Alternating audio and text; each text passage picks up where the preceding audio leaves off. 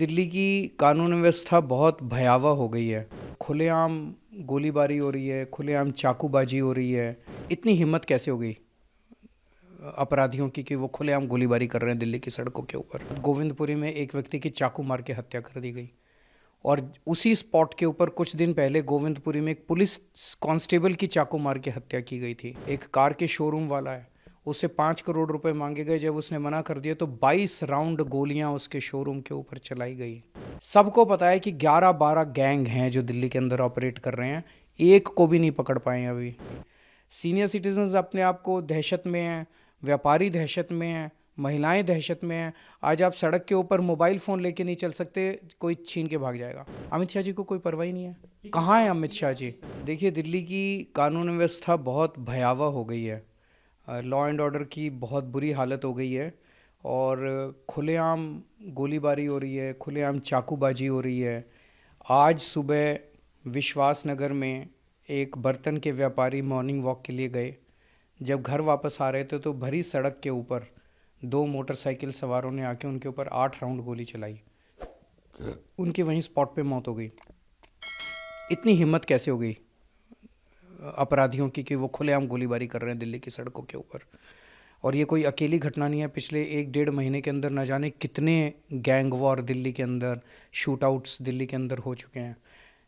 आज ही उस विश्वासनगर की घटना के कुछ घंटे के बाद गोविंदपुरी में एक व्यक्ति की चाकू मार के हत्या कर दी गई और उसी स्पॉट के ऊपर कुछ दिन पहले गोविंदपुरी में एक पुलिस कांस्टेबल की चाकू मार के हत्या की गई थी। दिल्ली के अंदर व्यापारियों को खुलेआम फिरौती की कॉल्स आ रही हैं। उनको कॉल आती है, इतने करोड़ रुपए यहाँ पहुँचा दो, नहीं तो तुम्हारे बच्चों को मार देंगे, तुम्हारे परिवार को मार डालेंगे। एक मिठाई वाला है, उसको कॉल आई कि 2 करोड़ रुपए दो। जब उसने देने से मना कर दिया तो 2 दिन बाद उसकी दुकान के ऊपर 2 मोटरसाइकिल सवार आए और उन्होंने धुआंधार गोलियां चला दी।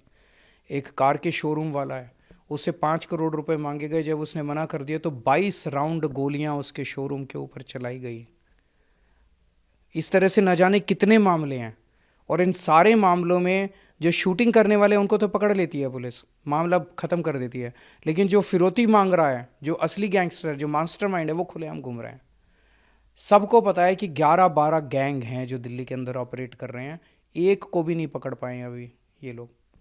तो महिलाएं असुरक्षित हैं, महिलाओं के किडनैपिंग हो रही है, उनका रेप हो जाता है, गैंग रेप हो जाता है, उसके बाद उनका मर्डर कर दिया जाता है।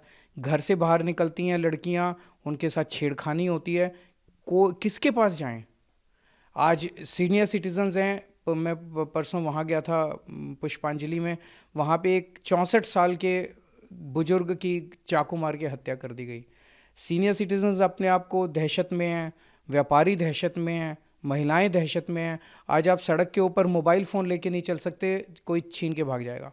चेन छीन के भाग जाएगा, आपका पर्स छीन के भाग जाएगा। स्नैचिंग की इतनी घटनाएं हो रही हैं। दिल्ली के अंदर कानून व्यवस्था बनाए रखने की जिम्मेदारी सीधे सीधे गृह मंत्री यानी कि अमित शाह जी की है संविधान के तहत। अमित शाह जी को कोई परवाह ही नहीं है। कहाँ है अमित शाह जी? सरकार है, क्योंकि दिल्ली में इससे पहले जो सरकार होती थी आप लोग सरकार पे सवाल खड़े करते थे। इस पे ऐसे बयान भी आ रहे हैं विपक्षी नेताओं के। गिरिराज सिंह ने भी आज बयान दिया कि आपकी सरकार है, आप कुछ नहीं कर पा रहे। हमारी दिल्ली में 2 सरकारें साथ साथ चलती हैं। दिल्ली के अंदर 10 साल पहले लोगों ने हमारी सरकार चुनी। हमें कहा स्कूल ठीक करो, हमने स्कूल ठीक किए। हमें कहा अस्पताल ठीक करो, हमने अस्पताल ठीक किए। उन्होंने कहा बिजली ठीक करो, हमने बिजली ठीक की। लोगों ने एक जिम्मेदारी बीजेपी की केंद्र सरकार को दी, वो थी कानून व्यवस्था की, लोगों को सुरक्षा देने की, दिल्ली पुलिस की। वो जिम्मेदारी केंद्र सरकार की है और केंद्र सरकार में भी गृह मंत्री की है। गृह मंत्री कौन है? अमित शाह हैं। तो बीजेपी और अमित शाह, अब उनको एक ही जिम्मेदारी लोगों ने दी थी, उसमें भी वो बुरी तरह से फेल हो गए हैं। आज उन्होंने दिल्ली का बुरा हाल कर दिया। केवल और केवल गंदी राजनीति करते हैं। आप जैसे अभी कह रहे हो गिरिराज जी ने प्रश्न उठाया, तो वो प्रश्न वो भी जानते हैं कि वो गलत बोल रहे हैं, वो भी जानते हैं वो झूठ बोल रहे हैं, जनता को गुमराह कर रहे हैं। वो भी जानते हैं कि बीजेपी की जिम्मेदारी है कानून व्यवस्था को बनाए रखने की। वो नहीं करेंगे, राजनीति करेंगे।